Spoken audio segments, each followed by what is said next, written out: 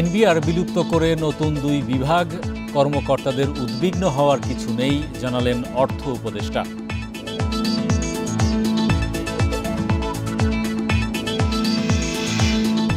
NBR বিলুপ্তির অধ্যাদেশ বাতিল চেয়ে 3 দিন কর্মবিরতির ঘোষণা কর্মীদের, চলবে আমদানি রপ্তানি ও বাজেট কার্যক্রম।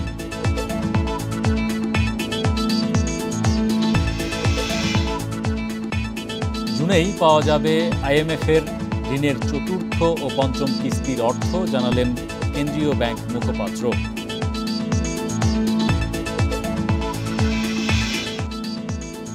ক্ষুদ্র উদ্যোক্তাদের ঋণ দিতে বাজেটে 500 কোটি টাকা বরাদ্দ চায় এসএমই ফাউন্ডেশন, ব্যবসা সহজ করতে বিশেষ কর সুবিধা দাবি। আমন্ত্রণ অর্থনীতি সারাদিনে, আপনাদের সাথে আছি আমি হরি সাহা। শুনছিলেন শিরোনাম, এবার জানাবো বিস্তারিত। রাজস্ব বোর্ড এনবিআরকে বিলুপ্ত করে রাজস্ব নীতি ও রাজস্ব ব্যবস্থাপনা নামে দুইটি বিভাগ করা হয়েছে। বিশ্লেষকরা বলছেন, স্বচ্ছতা জবাবদিহির পাশাপাশি বাড়বে কাজের পরিধি। সকালে সচিবালয়ে অর্থ উপদেষ্টা জানান, এনবিআর বিলুপ্ত করে দুইটি বিভাগ হলেও প্রতিষ্ঠানটির কর্মকর্তাদের দুশ্চিন্তার কারণ নেই। আলোচনা করেই সিদ্ধান্ত নেওয়া হয়েছে। আইএমএফের নানা শর্ত সংস্কারের অংশ হিসেবে শেষ পর্যন্ত জাতীয় রাজস্ব বোর্ড এনবিআরকে দুই ভাগে ভাগ করা হয়েছে। সোমবার রাতে এই সংক্রান্ত অধ্যাদেশ জারি করা হয়। সংস্থাটি ভেঙে রাজস্ব নীতি ও রাজস্ব ব্যবস্থাপনা নামে দুটি বিভাগ সৃষ্টি করা হয়েছে। অধ্যাদেশে শুধু রাজস্ব নীতি বিভাগের কার্যপরিধি সামান্য পরিবর্তন আনা হয়েছে। রাজস্ব ব্যবস্থাপনা বিভাগের প্রশাসনিক পদগুলোয় প্রশাসন ক্যাডার কর্মকর্তাদের পাশাপাশি আয়কর ও কাস্টমস ক্যাডার কর্মকর্তাদের রাখা হয়েছে। এ বিষয়ে অর্থ উপদেষ্টা বলেন, সব দেশেই এমন আলাদা বিভাগ থাকে। এনবিআর এর কর্মকর্তাদের সাথে আলাপ করেই এটি করা হয়েছে। এতে রাজস্ব আদায়ে কোনো প্রভাব পড়বে না। ওদেশে যে আলাপ করি না তা না, কারণ আলাপ যদি মনে করেন এনবিআর হাজার হাজার কর্মচারী সদস্যের সাথে আলাপ করে তা না, যারা মেম্বার সদস্য ডেফিনেটলি তাদের সাথে আলাপ করছে। ওদিকে আবার প্রশাসনের লোকের কিছু মন্তব্য আছে, তাদের সাথে আলাপ করা হয়েছে। অধ্যাদেশে বলা হয়েছে, রাজস্ব নীতি বিভাগ কর আইন প্রয়োগ ও কর আদায় পরিস্থিতি পর্যবেক্ষণ করবে। রাজস্ব সংগ্রহের মূল কাজ করবে রাজস্ব ব্যবস্থাপনা বিভাগ। নিয়োগের ক্ষেত্রে দক্ষ যোগ্য ব্যক্তিদের অগ্রাধিকার দেওয়া উচিত বলে মনে করেন বিশ্লেষকরা। রাজস্ব নীতি প্রণয়ন এটা একটা খুব গুরুত্বপূর্ণ কাজ, এবং নীতিতে বাস্তবায়নও খুব গুরুত্বপূর্ণ কাজ। তো দুটো কাজই যদি একটি সংস্থা করে, তাহলে এক নম্বরে এখানে অনেক সময় অভিযোগ আসে, যিনি নীতি বানান তিনি যদি বাস্তবায়ন করেন তাহলে সেখানে অনেক ক্ষেত্রে আপোষকামিতা থাকতে পারে, দুর্নীতির অভিযোগ থাকতে পারে। আর সেকেন্ড থিং হচ্ছে, একই প্রতিষ্ঠান যদি দুইটি কাজে গুরুত্বপূর্ণ কাজ করে, তাহলে তিনি একটায় বেশি সময় দিতে পারেন, তাতে আরেকটা গুরুত্ব অনেকটা থাকা সত্ত্বেও গুরুত্ব কমে যেতে পারে। বেশি গুরুত্বপূর্ণ ওখানে কাদের পদায়ন করা হবে, সেই জায়গাটায় আসলে ওনাদের আমার মনে হয় যে আপত্তিগুলো আমি যতদূর শুনেছি।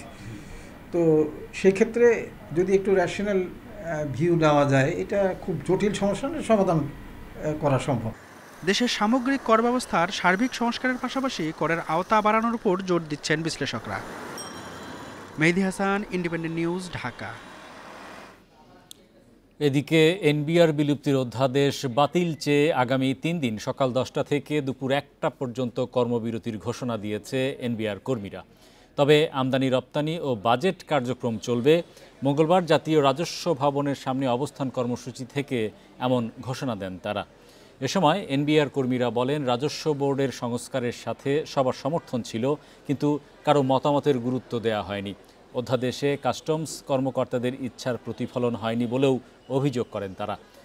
বলেন, এর পুরো প্রক্রিয়া একপাক্ষিক। অধ্যাদেশ বাতিল করে পরামর্শক কমিটির প্রতিবেদন বিবেচনায় নিয়ে নতুন অধ্যাদেশ জারির আহ্বান জানান তারা।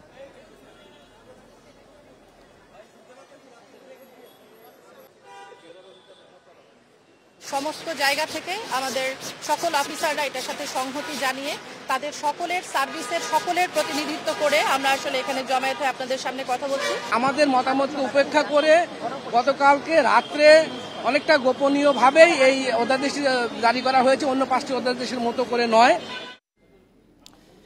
এনবিআর বিলুপ্তির বিষয়ে রাজস্ব ভবন থেকে আমাদের সঙ্গে যুক্ত হচ্ছেন সহকর্মী তৌহিদ রানা। রানা, এনবিআর একটি অধ্যাদেশের মাধ্যমে বিলুপ্ত করে দুইটি বিভাগে ভাগ করা হলো। মূলত যারা এখন এটার বিরুদ্ধে অবস্থান নিয়েছেন তাদের মূল দাবি কি? কোথায় আসলে স্বার্থের সংঘাত?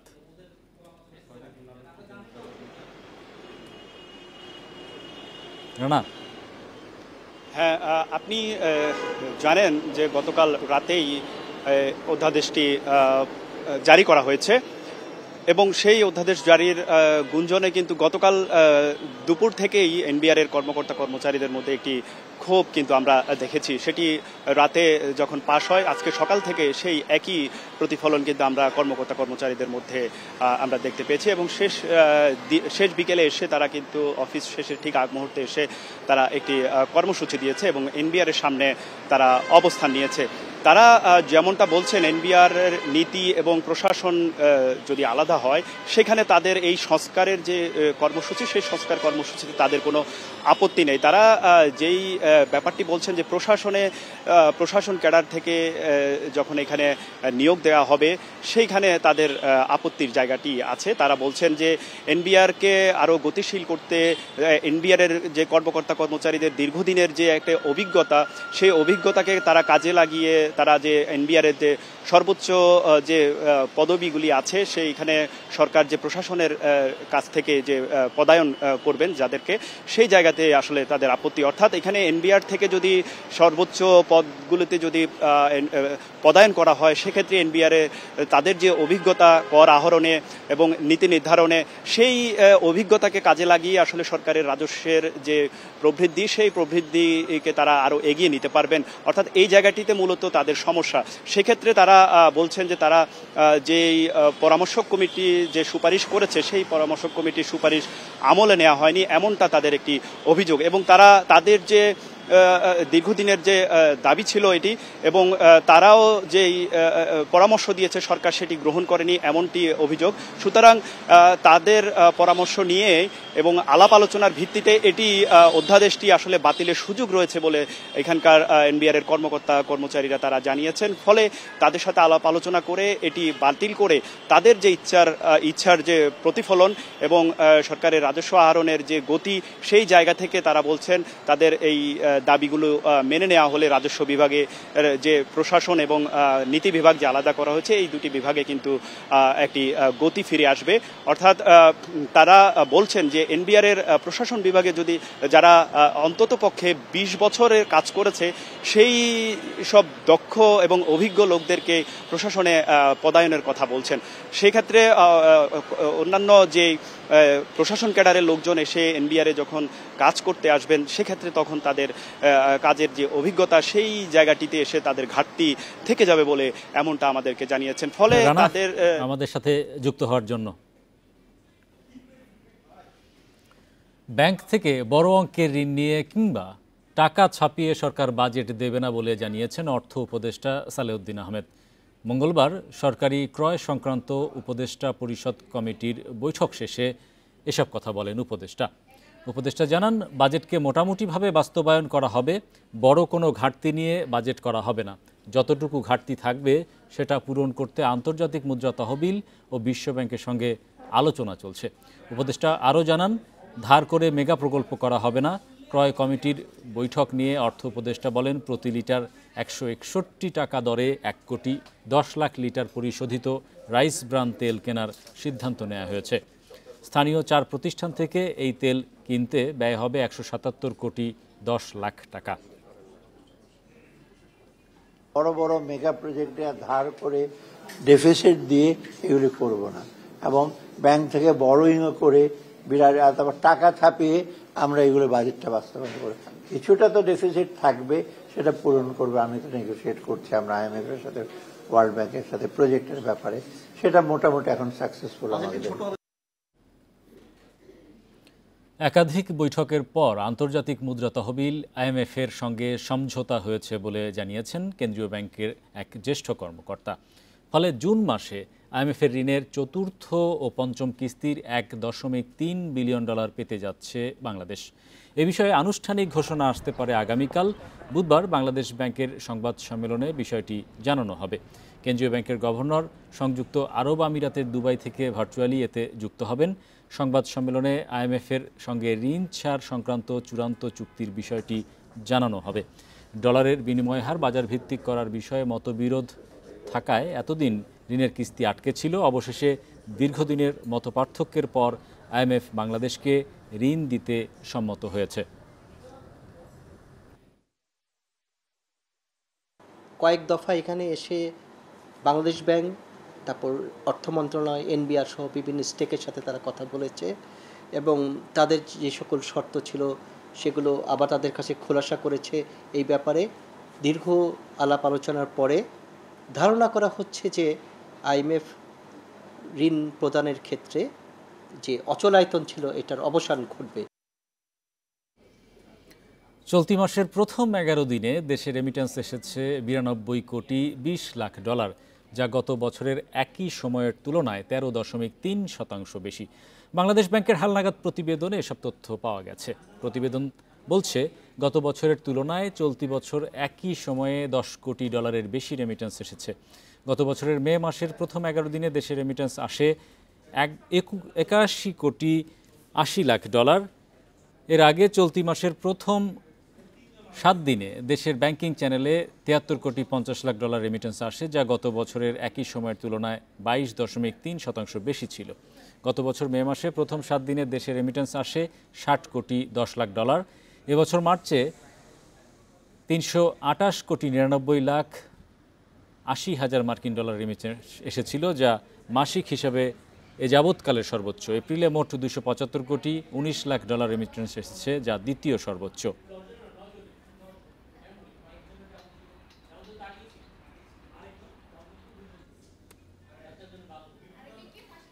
আগামী অর্থবছর ক্ষুদ্র উদ্যোক্তাদের ঋণ দিতে 500 কোটি টাকা বরাদ্দ চায় এসএমই ফাউন্ডেশন।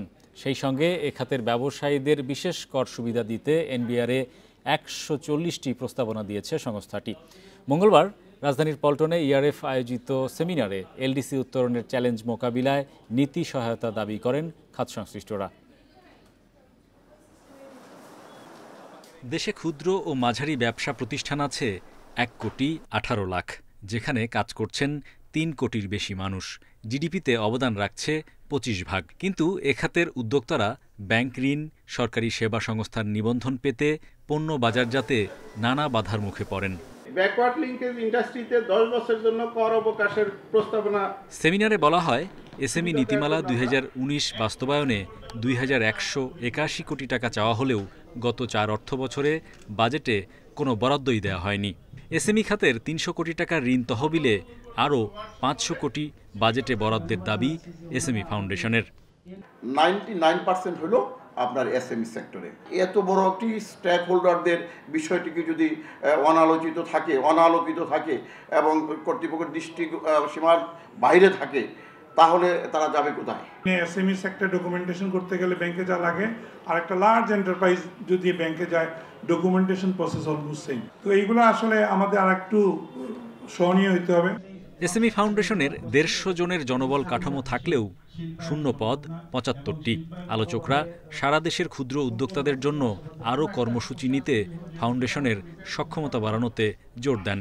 আমদানি বিকল্প পণ্যের শিল্পে সুরক্ষা দেয়া, 1 কোটি টাকা পর্যন্ত টার্নওভারে ভ্যাট অব্যাহতি সহ বিভিন্ন কর সুবিধা দাবি করেন বক্তারা। আমরা দেশের যে ইন্টারনাল ডিমান্ড আছে সেটা ফুলফিল করে হয়তো বিদেশেও কিছু রপ্তানি আরও বাড়াতে পারবো এবং বৈদেশিক মুদ্রা সাশ্রয় হবে। তো সবগুলি পারপাসে সার্ভ হবে যদি আমরা ওই এদেরকে আমাদের একদম স্মল যারা আছে তাদেরকে যদি আমরা যে প্রেফারেন্সিয়াল ট্যাক্স রেজিমটা দিতে চাচ্ছি ওটা যদি আমরা দিতে পারি। মতবিনিময়ে জানা যায় 2023-24 অর্থবছরে এসএমই ফাউন্ডেশনের বিভিন্ন কর্মসূচিতে সরাসরি সুবিধাভোগী 35,000 ক্ষুদ্র ও মাঝারি উদ্যোক্তা। Hari Saha, independent news, Dhaka. ভারত পাকিস্তান পাল্টাপাল্টি বিমান হামলার কারণে 4 দিন অনিশ্চিত অবস্থায় শ্রীলঙ্কা উপকূলে আটকা পড়েছিল রাষ্ট্রায়ত্ত বাংলাদেশ শিপিং কর্পোরেশন বিএসসির একটি জাহাজ। 2 দেশের যুদ্ধবিরতি কার্যকর হওয়ার পর জাহাজটি রোববার করাচির উদ্দেশ্যে যাত্রা শুরু করেছে। সে সঙ্গে উদ্বেগ উৎকণ্ঠা কাটিয়ে স্বস্তি ফিরেছে জাহাজের 28 জন দেশি নাবিকের। নিয়ম অনুযায়ী বিশ্বের নানা বন্দরে পণ্য পরিবহনের জন্য ভাড়া অর্থাৎ টাইম চার্টারে চলছিল বিএসসির জাহাজ এমভি বাংলার অগ্রদূত। ইন্দোনেশিয়ার বন্দর থেকে 25,000 মেট্রিক টন ভোজ্য তেল নিয়ে এটি মালয়েশিয়ার পোর্ট কেলাং হয়ে করাচির কাশিম বন্দরের উদ্দেশ্যে যাত্রা করে 2 মে। এরই মধ্যে পাল্টাপাল্টি বিমান হামলায় জড়িয়ে পড়ে ভারত পাকিস্তান।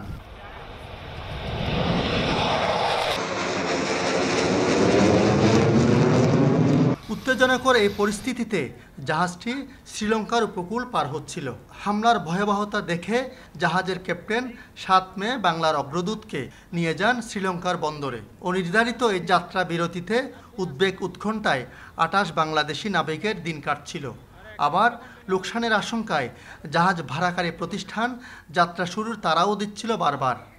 সিজফায়ার হওয়ার কারণে চার্টাররা যে আমাদেরকে ইনিশিয়ালি হুমকি দিয়েছিল যে তারা আমাদেরকে অফায়ার করবে, সেটাও তারা এখন আর করতে পারবে না, বিকজ তার মানে দেওয়ার ওয়াজ এ কনফ্লিক্ট এবং এটা সিজফায়ার হওয়াতেই যুদ্ধবিরতি ঘোষণা হয়েছে। তখন আমরা জাহাজকে আবার ওয়ে অ্যাঙ্কর করায় সেল করেছি, সেলিং রিজিউম করেছে এবং now ship is proceeding towards port Qasim এবং সেখান থেকে ডিসেম্বর করে নেক্সট ডেস্টিনেশনে চলে যাবে। প্রতিবেশী দুই দেশ আনুষ্ঠানিক যুদ্ধবিরতি শুরু না করলে বড় আর্থিক ক্ষতিতে পড়ার শঙ্কা ছিল বিএসসির। তবে এখন জ্বালানি খরচ বেশি যাচ্ছে বলে জানান কর্মকর্তারা। এদিকে আঞ্চলিক উত্তেজনাকর পরিস্থিতিতে সমুদ্র বাণিজ্য খাতের লোকসান নিয়ে উদ্বিগ্ন শিপিং ব্যবসায়ীরা। ক্রেতার সাথে যার চুক্তি থাকে সেই চুক্তি অনুযায়ী যদি সে পণ্যটা যদি না পায় এবং সে যদি তার বাজার যে সরবরাহর যে সময় শিডিউলটা নির্ধারিত করা থাকে সেই সময়টা যদি সে ধরতে না পারে, তাহলে কিন্তু ক্রেতা এবং বিক্রেতা দুজনেই কিন্তু একটা বড় ক্ষতির সম্মুখীন হওয়ার সম্ভাবনা আছে। গত বছর লোহিত সাগরে হুতি বিদ্রোহীদের হামলার জেরে বাংলাদেশ থেকে ইউরোপগামী পণ্যবাহী জাহাজগুলোকে 11 থেকে 15 দিনের বাড়তি পথ ঘুরে গন্তব্যে যেতে হয়। এতে কন্টেইনার প্রতি পণ্য ভাড়া বেড়েছিল প্রায় দ্বিগুণ। আলমগীর সবুজ, ইন্ডিপেন্ডেন্ট নিউজ, চট্টগ্রাম। সপ্তাহের দ্বিতীয় কার্যদিবসে সূচক কমেছে ঢাকার শেয়ার বাজারে। এ সময় ডিএসইর প্রধান সূচক 46.97 পয়েন্ট কমে অবস্থান করছে 4874 পয়েন্টে। এছাড়া আগের দিনের চেয়ে 21 কোটি টাকা কমে লেনদেন হয়েছে 343 কোটি টাকা, কমেছে 77 ভাগ প্রতিষ্ঠানের শেয়ার দর। অন্যদিকে চট্টগ্রাম স্টক এক্সচেঞ্জের সার্বিক সূচক কমেছে 36.93 পয়েন্ট। মঙ্গলবার দিনের শুরুতে ইতিবাচক ছিল ঢাকার শেয়ার বাজার। প্রথম 5 মিনিটে প্রধান সূচক বাড়ে 23 পয়েন্ট, তবে বেলা বাড়ার সঙ্গে সঙ্গে কমতে থাকে সূচকের অবস্থানও। দিন শেষে ডিএসইএক্স সূচক 46.97 পয়েন্ট কমে অবস্থান করছে 4874 পয়েন্টে। সূচকের সাথে ডিএসইতে কমেছে লেনদেনের পরিমাণও। আজ মোট লেনদেন হয়েছে 343 কোটি 93 লাখ টাকা। আগের দিনের চেয়ে লেনদেন কমেছে 21 কোটি টাকা। হাত বদলে অংশ নেওয়া 398টি কোম্পানি ও মিউচুয়াল ফান্ডের মধ্যে দর বেড়েছে 54টি প্রতিষ্ঠানের, কমেছে 309টির এবং অপরিবর্তিত রয়েছে 35টি প্রতিষ্ঠানের শেয়ার দর। সবচেয়ে বেশি লেনদেন হওয়া প্রতিষ্ঠানের তালিকায় প্রথম অবস্থানে আছে মিডল্যান্ড ব্যাংক, দ্বিতীয় বিচ হ্যাচারি এবং তৃতীয় অবস্থানে আছে এনআরবি ব্যাংক। শতাংশের দিক থেকে দর বৃদ্ধির তালিকায় প্রথম অবস্থানে আছে এফপিএফআইএফ, দ্বিতীয় সিটি ইন্স্যুরেন্স এবং তৃতীয় অবস্থানে আছে প্রাইম ফাইন্যান্স। অন্যদিকে চট্টগ্রাম স্টক এক্সচেঞ্জের সার্বিক সূচক 36.93 পয়েন্ট কমে অবস্থান করছে 13,686 পয়েন্টে। লেনদেন হয়েছে 7 কোটি 67 লাখ টাকার share. Amirul Islam, independent news. এবারে জানাবো বিশ্বের প্রধান মুদ্রার সাথে টাকার আজকের বিনিময় হার। অপরিবর্তিত যুক্তরাষ্ট্রের ডলারের দর বিনিময় হয়েছে 122 টাকায়, যুক্তরাজ্যের পাউন্ডের দর কমেছে, বিনিময় হয়েছে 165 টাকা 88 পয়সায়। কমেছে ইউরোর দর, বিনিময় হয়েছে 139 টাকা 69 পয়সায়। ভারতীয় রুপির দর অপরিবর্তিত, বিনিময় হয়েছে 1 টাকা 40 পয়সায়। সৌদি রিয়ালের দরও অপরিবর্তিত, বিনিময় হয়েছে 32 টাকা 68 পয়সায়। অপরিবর্তিত আছে আরব আমিরাতের দিরহামের দর, বিনিময় হয়েছে 33 টাকা 38 পয়সায়। তবে কুয়েতি দিনারের দর কিছুটা কমেছে, বিনিময় হয়েছে 399 টাকা 23 পয়সায়। কমেছে মালয়েশিয়ান রিঙ্গিতের দর, বিনিময় হয়েছে 28 টাকা 34 পয়সায়।